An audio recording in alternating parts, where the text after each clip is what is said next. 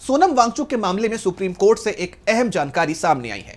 सोनम की पत्नी गीतांजलि वांगचुक अब अपनी याचिका में संशोधन करेंगी।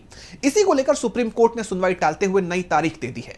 वहीं वांगचुक की तरफ से तैयार किए गए नोट्स को उनकी पत्नी गीतांजलि वांगचुक के साथ शेयर करने को लेकर भी अहम जानकारी सामने आई है, जिसे दोनों के लिए राहत की तरह देखा जा रहा है।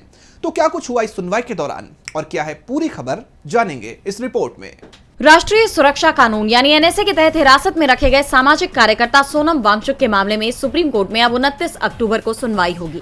वांगचुक की पत्नी गीतांजलि अंगमो ने अपनी बंदी प्रत्यक्षीकरण याचिका में संशोधन करने का फैसला किया है, जिसके चलते इस सुनवाई को टाल दिया गया। याचिका में केंद्र सरकार के उस फैसले को चुनौती दी गई है जिसके तहत वांगचुक को एनएसए के तहत हिरासत में रखा गया है।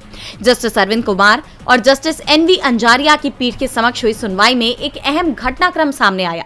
वांगचुक की तरफ से पेश हुए सीनियर वकील कपिल सिब्बल ने मांग की कि वांगचुक को अपनी पत्नी के साथ कुछ लिखित नोट्स या पंक्तियों का आदान प्रदान करने की इजाजत दी जाए। इस पर केंद्र सरकार की तरफ से सॉलिसिटर जनरल तुषार मेहता ने सहमति जताई और कहा कि उन्हें इससे कोई आपत्ति नहीं है।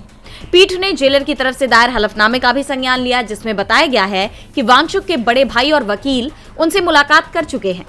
जैसा कि आप जानते हैं कि लद्दाख को राज्य का दर्जा और छठी अनुसूची का दर्जा देने की मांग को लेकर हुई हिंसा के बाद वांगचुक को 26 सितंबर को एनएसए के तहत हिरासत में लिया गया था।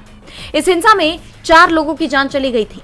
वांगचुक फिलहाल राजस्थान की जोधपुर सेंट्रल जेल में बंद है और इन सब के बीच सबकी निगाहें 29 अक्टूबर को होने वाली अगली सुनवाई पर टिक गई हैं। डीबी लाइव की रिपोर्ट।